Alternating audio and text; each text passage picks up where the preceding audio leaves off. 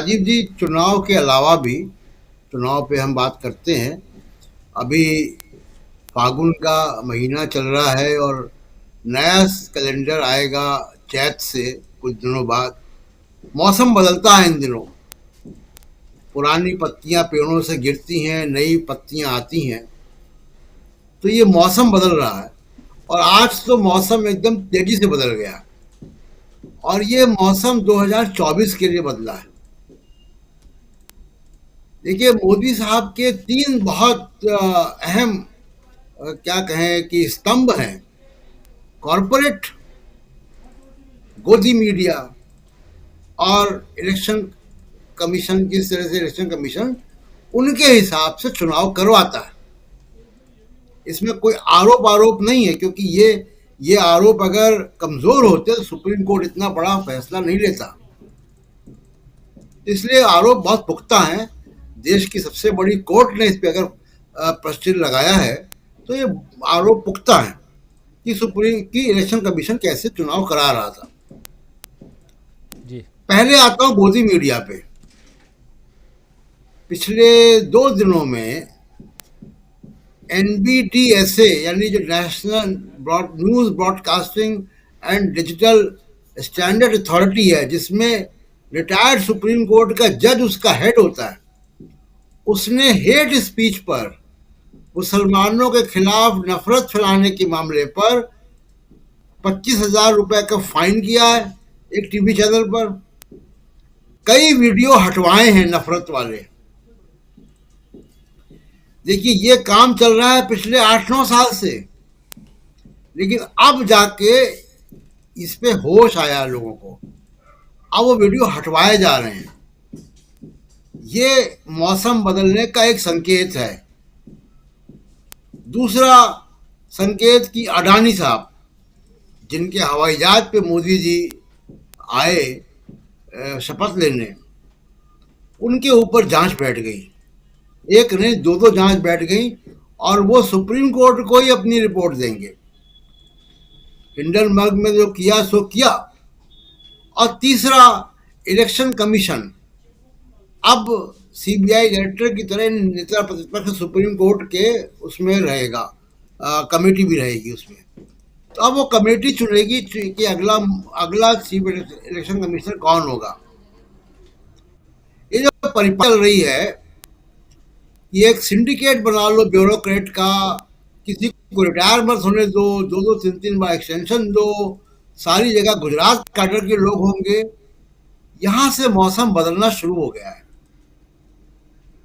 और ये 2024 के मद्देनजर हो रहा है।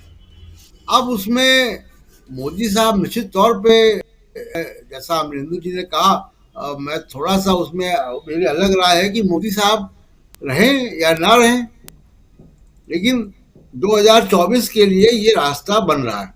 अब आज के इलेक्शन का भी आप देखिए। आप मेघालय के चुनाव में जो आपकी तस्वीर है, उसमें आप देखिए कि कांग्रेस 5 है, बीजेपी 5 है, टीएमसी 5 है। ये तीन बड़ी पार्टियां बराबर हैं। एनपीपी जो संगमा साहब की पार्टी है, वो भी राष्ट्रीय पार्टी है, वो मेजॉरिटी में है, वहां मेजॉरिटी के करीब है। यानी किसी के साथ मिलकर वो सरकार बना सकती है। तो आज अगर केंद्र में बीजेपी है तो वो बीजेपी के साथ मिलकर सरकार बनाएगी 26 सीटों पे। मैं भविष्यवाणी कर दूं, इसकी कोई रिकॉर्डिंग भी होती है आपके यहाँ तो।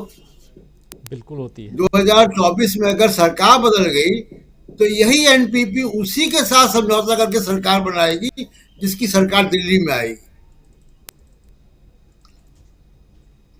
अब नागालैंड पे आइए आप। नागालैंड में 40 सीटें दिख रही, लेकिन वो 40 सीट में एनडीपीपी की कितनी है? एनडीपीपी की आधी से ज्यादा सीटें हैं। जितनी देर में मैं कमीज बदलूंगा उतनी उससे जल्दी ये पार्टी बदल लेगी, अगर सरकार दिल्ली में किसी की बदलती है तो। बिल्कुल। अब इस तरीके से देखिए कि त्रिपुरा में बात कही जा रही थी कांग्रेस की वहां जमीन नहीं रही कभी भी। लंबे समय से लेफ्ट पार्टियां रही। कांग्रेस को क्या करना चाहिए था, आमतौर पर मैं सलाह नहीं देता हूं कांग्रेस को, लेकिन वामपंथी पार्टियां आज के आधुनिक इलेक्शन के तौर तरीकों में उतनी पारंगत नहीं है, थोड़ा पिछड़ गई है। काडर उनका है, जमीन पर है। जैसे आप सोशल मीडिया को देखिए, सबसे बाद में इनके नेता सोशल मीडिया पे आए, और आज भी सोशल मीडिया पे इनकी प्रेजेंस कम है।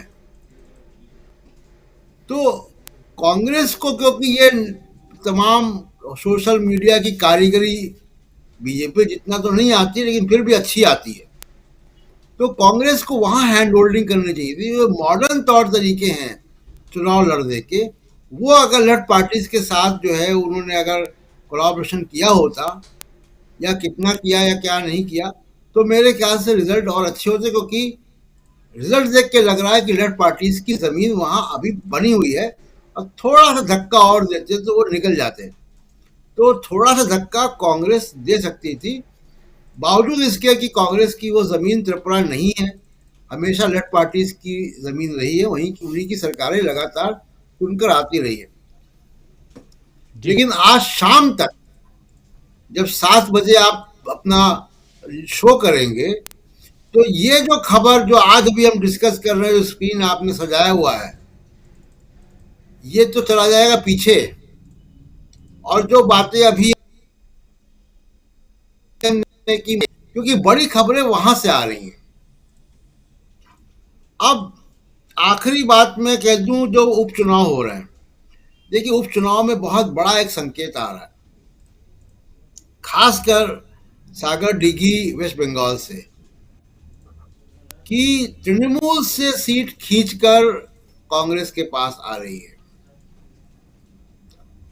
ये वैसे ही इंडिकेशन है जैसा कि दिल्ली के नगर निगम के चुनाव में मुस्लिम बाहुल सीटों पे कांग्रेस जीती थी। अगर ये मुस्लिम वोट बैंक कांग्रेस की तरफ आता हुआ दिख रहा है, तो 2024 में उसका बड़ा असर होगा, क्योंकि 2-3 चुनाव में 2009 के बाद से मैं कह सकता हूं कि मुस्लिम वोट कांग्रेस को नहीं मिलता रहा है, बहुत ही ना के बराबर मिलता रहा है। वो अगर आएगा वापस, तो सबके लिए, क्षेत्रीय पार्टियों के लिए चिंता की बात है, और कांग्रेस के लिए खुशी की बात है। इसमें उनको काम करना चाहिए। अब तमिलनाडु में कांग्रेस आगे है, महाराष्ट्र में महाविकास आघाड़ी एक सीट ले रही है, तो उपचुनाव में भी आप देखिए कि कांग्रेस और बीजेपी 3-3 के बराबर के हिस्से पे है। तो बिल्कुल। 2024 के लिए आज से मौसम बदल रहा है। जी। जी। मौसम बदल रहा है, ये आप टैगलाइन दे चुके हैं शाम के न्यूज़ पॉइंट के लिए।